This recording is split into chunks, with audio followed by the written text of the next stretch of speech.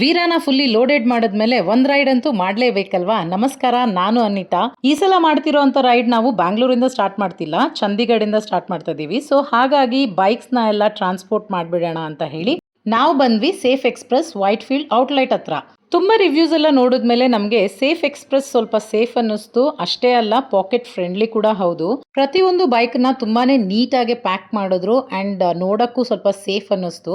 ನನ್ನ ಗಾಡಿದು ವೈಸರ್ ಮತ್ತೆ ಮಿರರ್ ನ ಬಿಚ್ಚಕ್ಕಾಗಿಲ್ಲ, ಪ್ಯಾಕ್ ಮಾಡಿದ್ದಾರೆ ಸೇಫ್ ಆಗಿ. ನೋಡ್ಬೇಕು ಅಲ್ಲಿ ಹೋದ್ಮೇಲೆ ಹೇಗಿರುತ್ತೆ ಅಂತ. ಫುಲ್ ಆಗಿ ಏನೋ ಪ್ಯಾಕ್ ಮಾಡಿದ್ದಾರೆ ಎಲ್ಲಾ ಗಾಡಿಗಳನ್ನು, ಆದ್ರೆ ಇವಾಗ ಡ್ರೈವರ್ ಮೇಲೆ ಡಿಪೆಂಡ್ ಆಗಿರೋದು. ಅಂಡ್ ನಿಮ್ಗೆ ಗೊತ್ತಲ್ವಾ ನಮ್ಮ ಇಂಡಿಯನ್ ರೋಡ್ಸ್ ಹೇಗಿದೆ ಅಂತ. ನಮ್ಮ ಎಲ್ಲಾ ಗಾಡಿಗಳ ಪ್ಯಾಕಿಂಗ್ ಮುಗಿಯೋಷ್ಟೊತ್ತಿಗೆ 6ರಿಂದ 7 ಗಂಟೆ ಆಯ್ತು. ಫೈನಲಿ ಎಲ್ಲಾ ಗಾಡಿಗಳ ಪ್ಯಾಕಿಂಗ್ ಮುಗೀತು ಅಂಡ್ ನಾವಿವಾಗ ಈ ಗಾಡಿಗಳನ್ನ ಗೋಡೌನ್ಗೆ ಶಿಫ್ಟ್ ಮಾಡಬೇಕು.